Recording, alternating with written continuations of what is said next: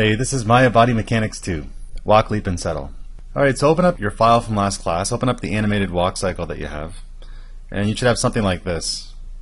Mine stops because I deleted some of the cycle, but yours should probably walk right through if you did it exactly the same way I did it. We're going to turn our upper body on. In the visibility layers, there's a layer called upper body. You can just turn that on, and we'll practice some more body mechanics using our workflow and incorporating the animation principles to animate a walk, a jump, and we'll have an impact to the ground to show weight. Okay, so first thing we're going to do is just set up our Maya file. We're going to set up our scene so that he has something to jump off of. So you can have the upper body turned on, and let's go to our polygons tab and just click on the box. We're going to create a cube, and you can just drag it and drag the width and depth, and then drag the height, and we're just going to place it somewhere over here. So I'm just going to scale it down like this. We just want to have a platform for him to jump off of. It's going to look something like this. I have one pre-animated here for you. Just make that bigger. Okay, so we're going to create a platform, and we're going to back the camera up and maybe rotate it a bit. We'll frame it so that we have enough, we can see enough of the stage where we'll see his walk cycle, and then he'll jump off. And make sure that when you position your camera, there's enough space over here as well to leave room for him to land.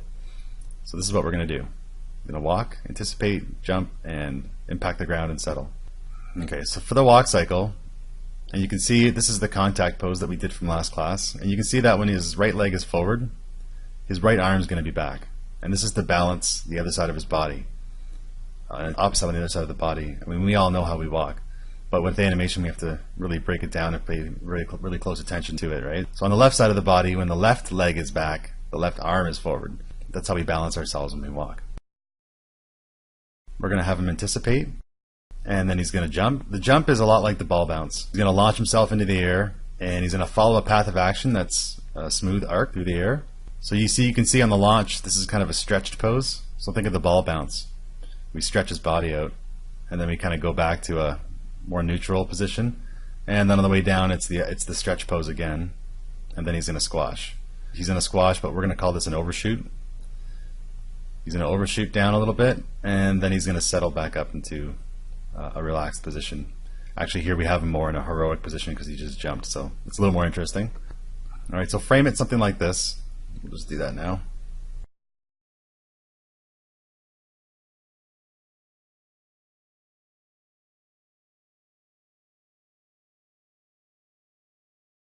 Alright, well, something like that's fine.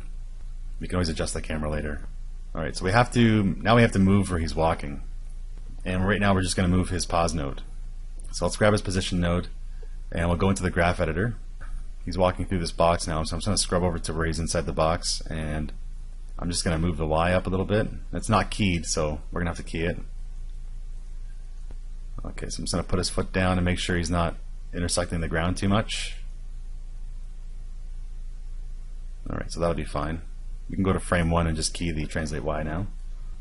And let's go to the translate X in our graph editor. Just select the translate X channel, and we'll grab that whole thing, just drag a box around the entire thing, and go to frame 1, and we're just going to shift middle mouse button, and you'll see this little question mark appear. We're just going to move him back a little bit so he's out of frame on frame 1. So we'll just shift that entire animation curve down, and then when we scrub over we should see him enter frame. Okay, so we'll leave that like that for now. This is pretty much laid out. Okay, right now let's take a look at this upper body rig. It's all pretty straightforward, really. You can't translate the head, but you can just rotate it in any way. You have the neck control, which rotates. We have these clavicle controls, which are really handy for posing. You can do them both at the same time, or you can do them one at a time. And those translate, and they also rotate. And then we have these spine controls, which only rotate. So you can do them one individually, or you can do them all at the same time. You can drag over all of them just to select each one, and then if you go to rotate, they all move together, which is very handy for posing.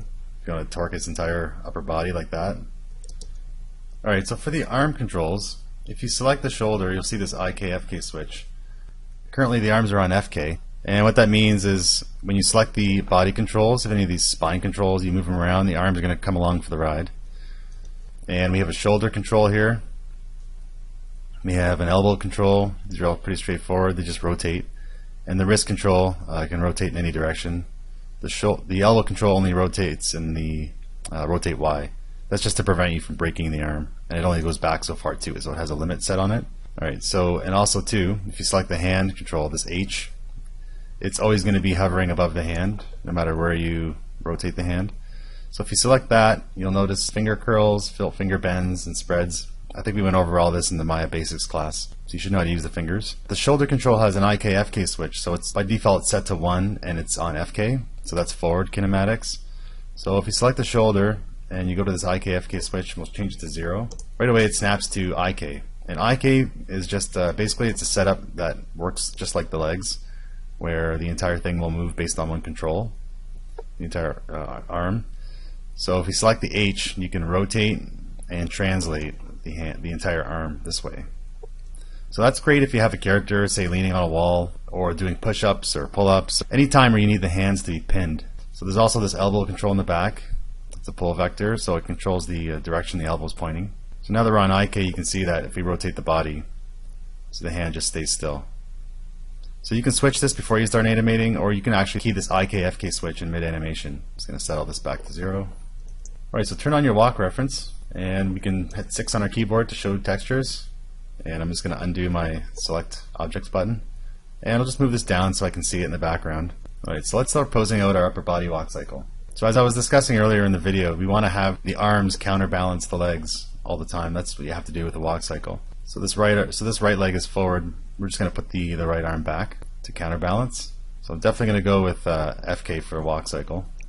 I know some animators that just use IK all the time. It's just their preference. That's the way they learned, and it's what they're used to. So whenever the hands need to be pinned on something, I'll just go with IK. And if they don't, if they're acting, going through some dialogue, then I like to have it on FK so that I don't have to worry so much about the arcs. Alright, basically we're looking at this pose here as our first contact pose. I'm just going to pose the arms something like that. And let's relax the hands a little bit.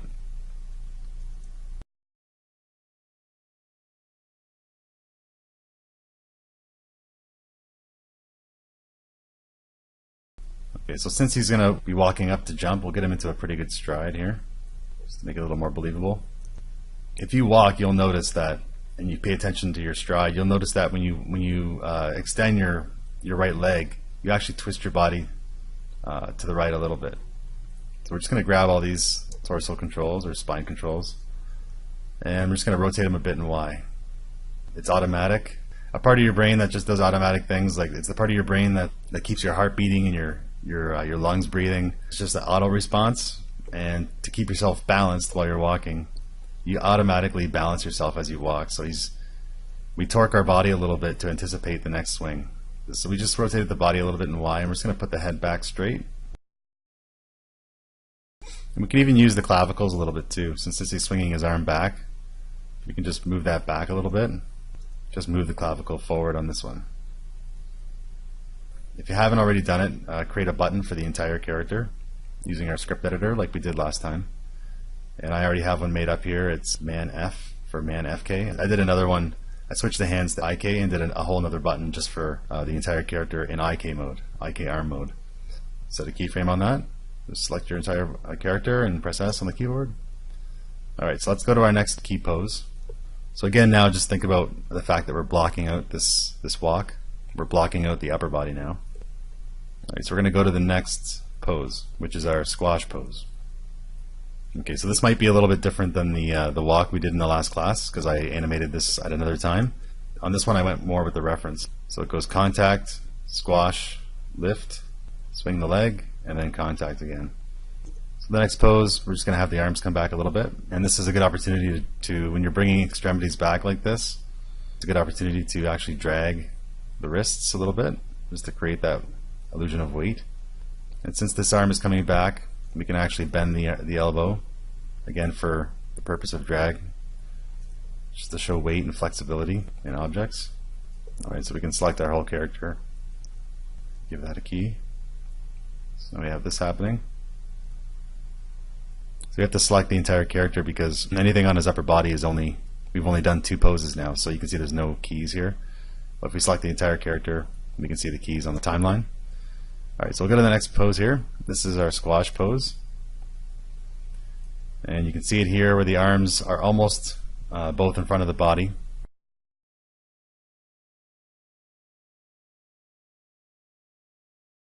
So I'll just key that, and then we'll go to the next pose, and we have sort of a lift, a foot lift pose here. So I think the next one's the contact. Yeah, the next one goes back to the contact pose. So we can just bring these arms close to what they're going to be like in the contact pose. And then we'll follow through with the wrist.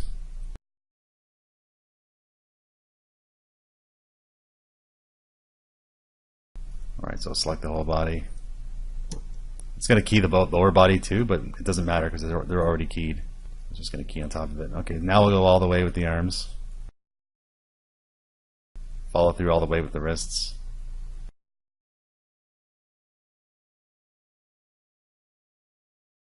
Alright, so we're just going to switch our mindset over from animating pose to pose, and we're just going to animate one control at a time, or a few controls at a time. So what we want to do here is, usually when I'm animating something and posing out my character, I want to focus on the torso and the head first when I'm setting a pose. So I'm really working on the center of the body first. So I'm just going to select all my torso controls. Actually, we'll get the head and neck too. And what I want to do is get the torso swinging back and forth. So on this contact pose, we have it twisted to his right a little bit, and then on the next contact pose, it's already twisted to the other side of his body, to his left. So I just want to zero out the in-between ones. Go to each in-between one and just zero it out.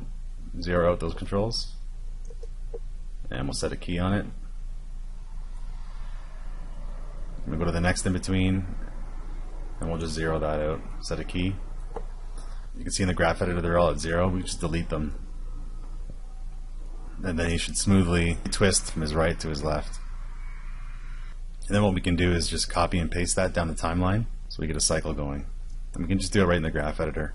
Let's see, they're 6 frames apart. 1, 2, 3, 4, 5, 6. So we'll copy this one 6 frames down the timeline. Just working on the center of the body right now, and you can see it updated in the graph editor. And we'll just set that to linear. And then we'll copy the first one 6 frames down the timeline. And we'll paste that. Really, we can just make these spline. So now he should be twisting back and forth. Okay, so let's get his arms going now. Okay, so we can just copy and paste the arm animation as well. And then we'll have to just tweak the wrists a little bit. We basically want to get all these keys mirrored to the other side. So what we can do is from here, if I go back to this keyframe, we want it to do that on the next pose. So we'll just key these with all the arm controls selected. We'll just copy, and they're 3 frames apart. So I'll just go down the timeline 3 more frames and paste it. And then we'll go to the third one in. Copy that. 1, 2, 3. Paste that one. You sort of have to remember where you left off. We'll go to the second one.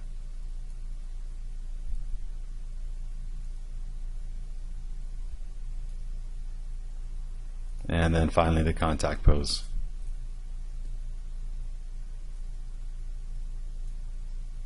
There. You can see when we copy and paste the keys, it also copies and pastes the tangent that those keys are on. So what we'll do is we'll just select all this and set it to spline.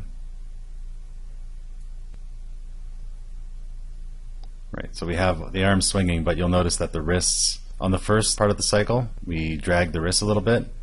And then since we copied those over to the other side of the cycle, they're dragging in the wrong direction. So what we'll do is we'll just go to those poses that we need to fix. So on this one, this is the first one we copied. We should start actually dragging the wrist back in the opposite direction. We'll just do that and shift select both wrists and then key it. And same thing here. The arm's starting to swing back, so we should drag the wrists in the opposite direction.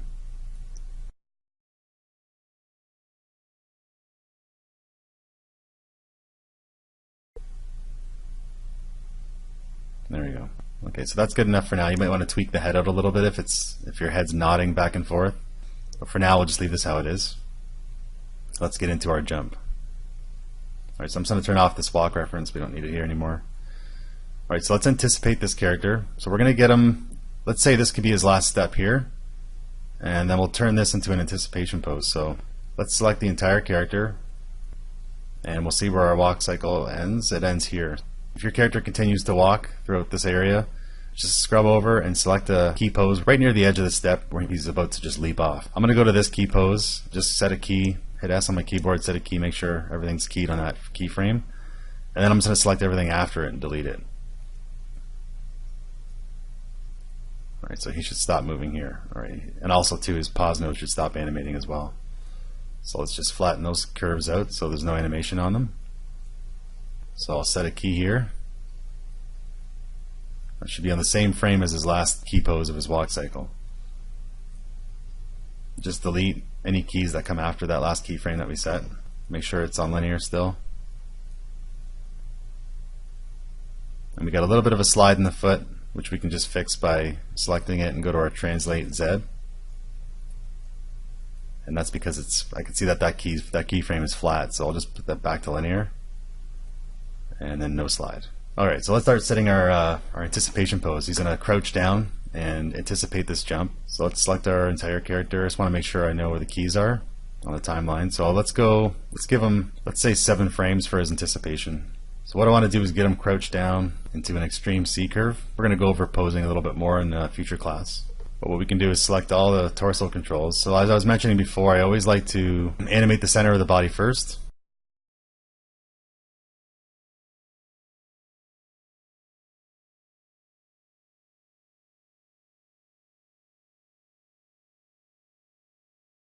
You always want a character looking where they're about to leap. Even if they're about to walk or run, or anytime they're about to head into a direction, you want them looking in that direction for the most part. Alright, so this is pretty good for the center of the body. I got the torso and the head pretty much where I want it to be for now. Again, we're blocking. We're shifting over to a blocking stage here. So we're just going to be blocking out our main poses, and then we'll go through and finesse it. So just sort of estimate your timing at this point, but really focus on trying to set really nice poses.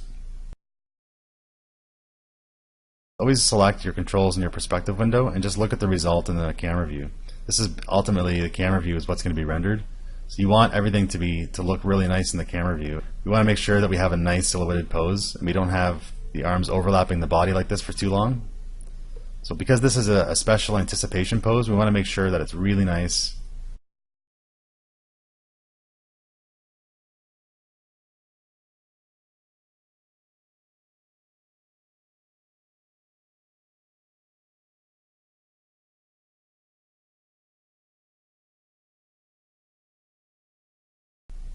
The more negative space you can create inside the character's pose, the better.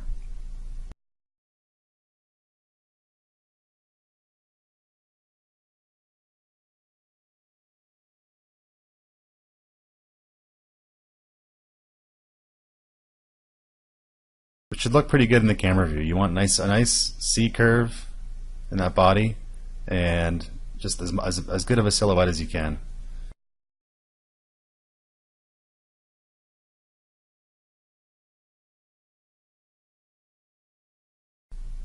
Okay, so that's good for now. Let's just set that pose. So I'll select my entire character now and set a key pose on that frame. Alright, so let's just scrub over that and see what we have. The important thing is that that right foot stays planted and he goes into a nice anticipation pose. Alright, so let's ease into this a little bit. Let's give it a 2-frame hold, a moving hold, or ease.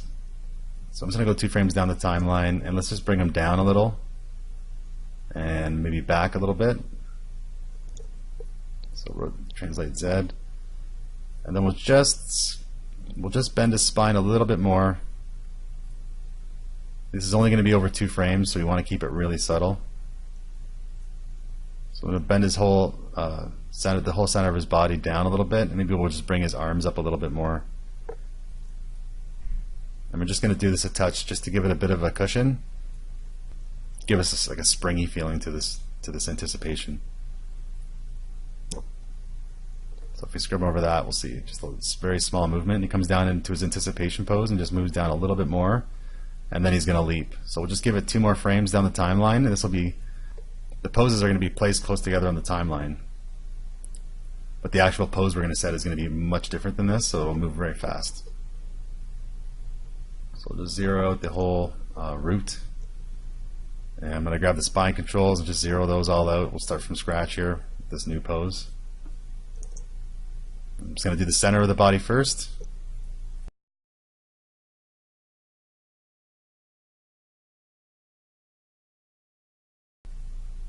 So I'm going to continue posing the center of the body. Okay, so when he's launching himself like this, he's probably gonna stick his chest out quite a bit. And let's get him pointing in the direction that he's actually going to launch into. So he's gonna be up here somewhere. We're gonna have to reframe a little bit our camera, but he's gonna be up here somewhere. So we're gonna get him pointed in that direction. This is why I always do the center of the body first, just to get the general angle and everything like that of his body.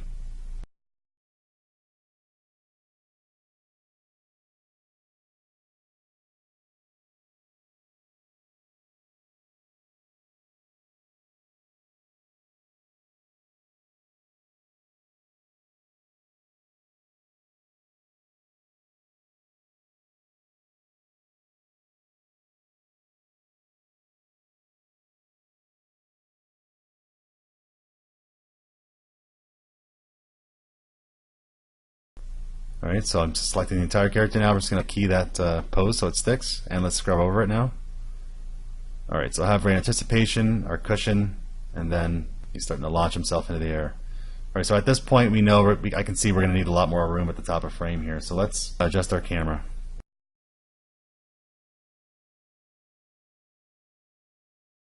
Alright, so we want to make sure that he's out of frame on frame 1. He's probably going to land around here. So we want to make sure that that's available, that space is available for him. Okay, so we'll just continue animating. That should be enough space. This is the last pose before he actually leaves the ground. So at this point we can use his position node to rough in the arc of his jump. So we're going to move his entire body over. Alright, so let's go to the frame where this pose exists, and we'll select the position node on that same frame. We can just key it. And I'm just going to look at my graph editor here. I want to make sure that that's completely flat. We'll probably give him 4 frames from here, maybe to get to the top of his jump, or maybe 6 frames and then 6.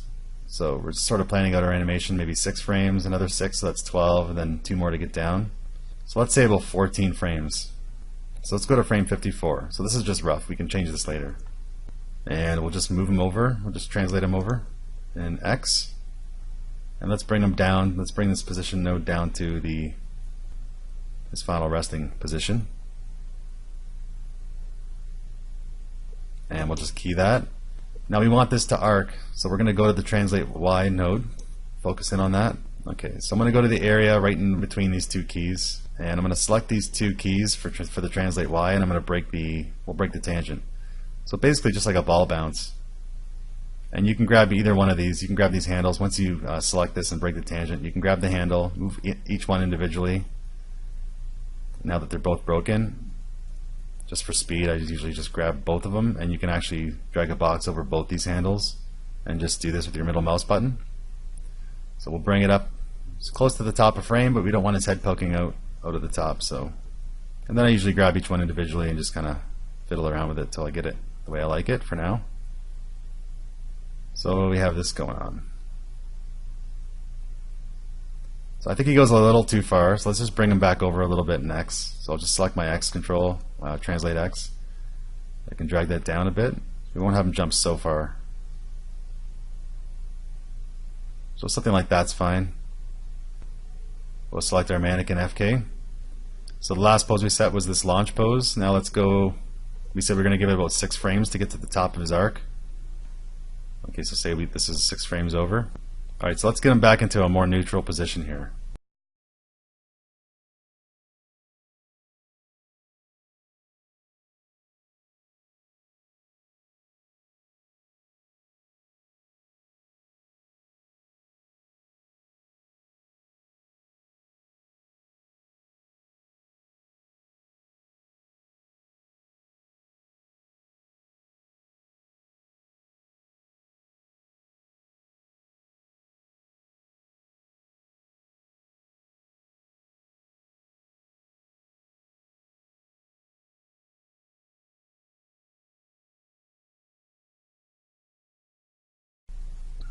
Alright, so something like this. I have him posed out in the pose that he's going to be at the top of his jump. and we have a lot of negative space in here, so the pose reads well for the audience. Also too, if you take a look at this pose, you want to take into account C curves and S curves. So if you draw a line through his body here, you can see his from right through his leg and spine up to the top of his head, it forms a bit of an S curve through his body here, and also through the arms there's a bit of an S curve. So it's just a matter of taking care of your poses and making sure that you have nice poses set for the action that you're animating. Alright, so I'm just going to select all of his controls and set a key on that. So that was 6 frames in, and then we'll go another 6 frames. Right now we're just going to go right into the next pose where we're going to land.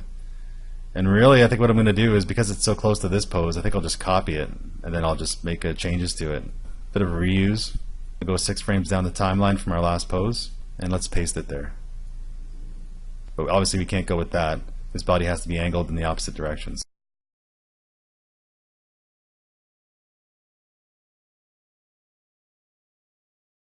And again, you want to keep him looking down, so he wants to look where he's going to land, right? And we'll just make sure that pose is as nice as it can possibly be.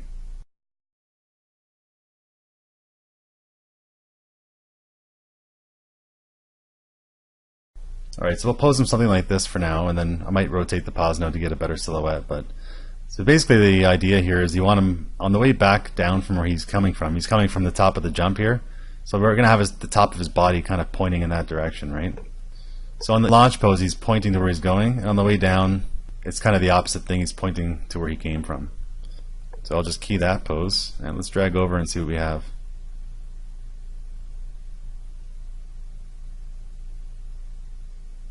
So at this point, we're going to have him drop really quick because gravity's going to take effect on his body. And this is how we can really get the illusion of gravity and weight on a character. So we're going to do it quickly. So we're only going to go down the timeline 2 frames, and we're going to squash him down really good. So we can do something like this actually. Because we already have this pose set, let's select all the controls, and we'll copy this over down to where we need it. So copy, we'll sort of reuse it, but we'll modify it a little bit. So I'm just going to go 2 more frames here and paste. And that's actually not bad. But we'll just change it a little bit. But before I go any further, I'm just going to select this pause node here. I'm going to see if I can put a little bit of rotation on it. From the time that he jumps, maybe have it rotate a little bit until we get to this point. So I'll just select that, rotate Y key, and just rotate it a little bit. See, now we have a nice silhouette on this pose. See some space in between his legs. So that's going to look a lot nicer. Alright, so let's go back to our character's controls. So instead of having his arms back, let's just bring them forward a little bit.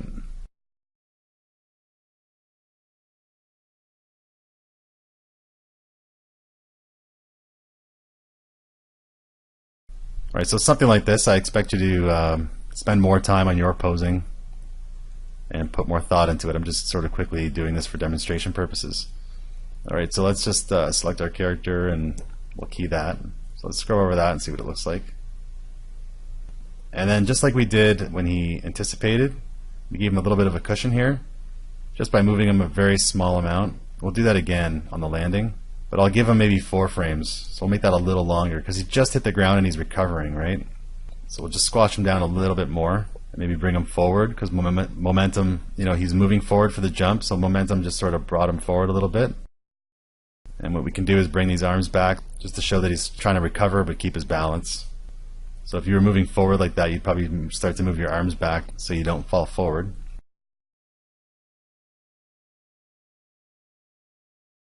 And we'll just key that. Okay, so we're going to spline these after at the end anyway. Okay, so this is really quick, and then just give him a little cushion, and then now he can start to rise back up again. We'll give him 10 frames to get from here to an upright position. So it's a big distance to move, plus we don't want it to be too fast either. Drag over all the text fields in the channel box and just zero that out. Make sure that right foot doesn't slide. When I zeroed everything out, I included the foot. Let's just go to the frame previous, and we can just middle mouse button drag over to the next frame that we want to keep planted, and then press S. So when I drag over now, you can see the one foot is planted. And then what we can do with the other foot is just have him take a step. So we can go into our Translate Y, break these 2 tangents by pressing this button, and then I can grab both these handles, press W on my keyboard, and just bring it up a little bit. So so that we have this going on. And you can also just use the rotate X. You can have both of these selected. Select the translate Y, and if you hold down Control, you can select another channel. So I'll grab the rotate X, drag over both of them again, and just break. The Y is already broken, so it won't affect it, but the rotate X will break. And then what I can do is just bend this curve a little bit, just to get a little bit of a rotation on his foot. And then you have this going on. It's a nice little step. And you can do the same if you want to go with his toe bend.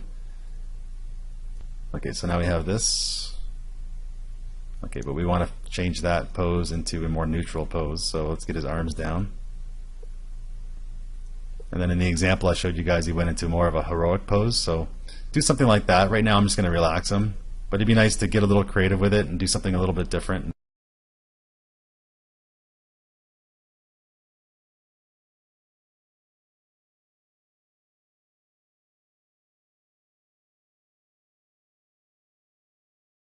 So now we'll just take a look at it and see what our timing's like. So let's just do a play blast. But I want to have all this dead space at the end, so I'm just going to grab my range slider and drag it in a little bit, just to give myself like maybe a 10 frame hold at the end. And let's just play blast this and see what it looks like. So I'm going to go to my render globals and make sure that, okay, we're at 720 by 1080. So, alright, that's fine. We'll just close that up. What we can do is right click on our timeline and let's do a play blast to check it. But in our render settings, we can scale it down half. So just bring it around halfway here. And instead of save to file, because we're just checking this, we don't really want to save the file, we can go remove temporary files here, just to check it. And then we'll go play blast.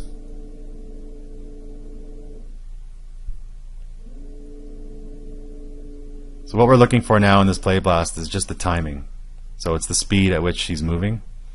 And we want to make sure that it's quick in the air, or quick to launch, quick to land, but a little bit slower at the top of the arc.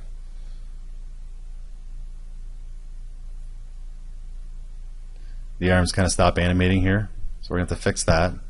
The speed here is, it's obviously very fast. It's a very fast jump, which is good, except I want it to be a little bit slower in the air here. It should be a little bit more hang time, so I'm just going to separate those poses a little bit on the timeline. So I'll make it a little bit slower in through here, and then we'll put a bit of a cushion, because when he stands back up, he just stops dead. We want to cushion that out a little bit and just have him stop a little more smooth. Alright, so that's basically what you have to do when you block something out. After you've blocked it out, do a play blast, look at it. It's sort of going through and determining where the worst parts are, and then you go in and fix all those spots, and then you play blast it again and take a look at it. Alright, so I'm going to keep that open. I'm just going to move it on to my other screen. We want to keep that handy, just in case we forget what we're doing. So I remember the first thing was fixing those arms. We're going into the refining mode a little bit, so what we're going to do is I'm going to select the entire mannequin. Select the whole mannequin, and I'll deselect the feet, and I'll make all that spline. Okay. Just to preserve the feet from sliding. And then what we could do though is we can make the feet spline while they're in the air. So after he launches, we can make all this spline. So as soon as his feet touch the ground, you want the tangents to be flat. So just in the air. Okay, so let's fix those arms. Actually, this just splining all the animation curves did actually fix that a little bit, so they continue to move. But I think what we're going to do is we're going to bend the elbow a little more.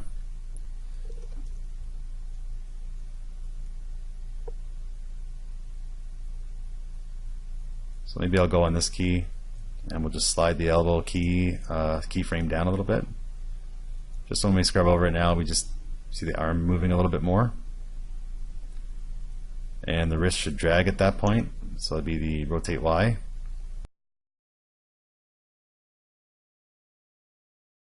And you can have it happen a little later just by bending this curve. If you do something like that, you'll get some overlapping action on the wrist. You should probably get the rotate Z as well.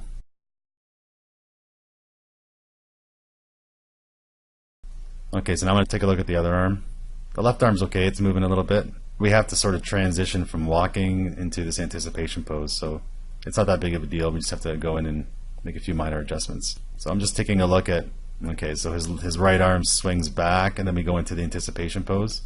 So really, before it does this, we can just keep it moving back a little bit. Let's select the shoulder. I'll go to the translate Y and just keep it swinging back a little bit. Maybe we'll get the elbow starting to bend. So I'm just shifting these keys up in the graph editor. And we'll see how that looks. Just scrub over it, see how it looks, and that looks okay. We'll get that shoulder to drag a little more.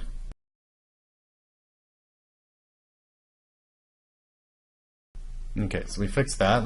The next thing that we wanted to change was to have the top of the arc happen a little slower. So that's going to be real easy. All we really need to do is just separate these poses a little more. So right in this area here, we gave it 6 frames to get to the top of the arc, and then 6 frames to get back to this pose here. So what we'll do is we'll go to this pose at the top of the arc. On the timeline here, we go to the keyframe, shift select it, and everything after it, and we'll just spread those out a little bit. Let's just give it 2 frames for now, and then we'll grab this keyframe here, this pose, and everything after that, and shift those keys down just to create more space. Again, I'm just going to do 2 frames on each. So now it was 6 frames, now it's 8 frames just to get here. We have a little bit of a delay here before he actually follows through into his momentum. That's because we have to shift the animation on this pause node over to be 4 frames now. Because now he lands at frame 58, so we have to shift this over to 58. Now if we scrub over it, it's okay. And what was the next problem that we had that we wanted to fix? Oh yes, we wanted to add a bit of a settle to this last pose. Let's cushion that a little bit. We'll select the entire character, and it's frame 73, so let's just go, we'll just give it a 6 frame settle. So I'm going to go 6 frames after my last key pose. I'll go 6 more frames and just set a key. So he'll come to a complete settle at this frame now, frame 79. So I'll just go back to my old last keyframe, and we'll just move him down a tiny bit. I'm just going to grab the top 2 controls of his spine because they would uncurl last.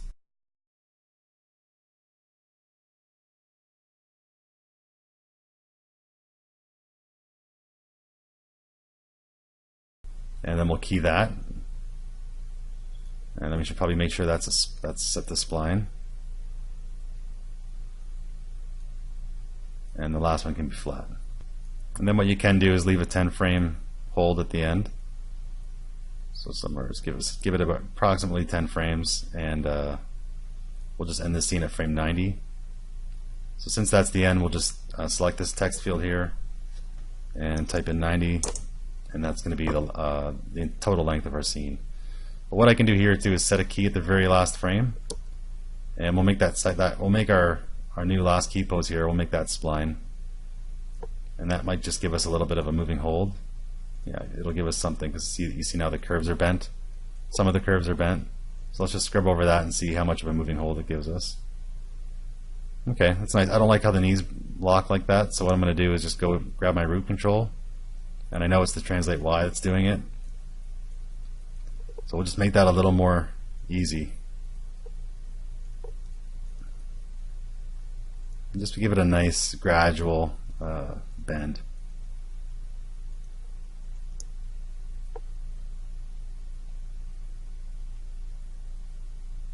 You just want to breathe a little life into it so it's not static, but just has a really, really subtle movement on it.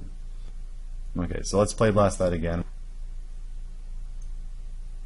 So I just want to keep that scale down to around half here and make sure that it's on remove temporary files, or the remove temporary files box is checked, so that we're not saving a play blast video, we're just checking it.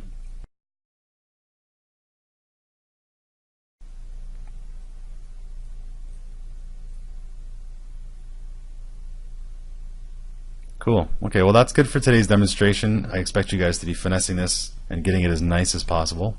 Make sure you don't have any feet sliding or anything like that. We'll see you in Maya Body Mechanics 3.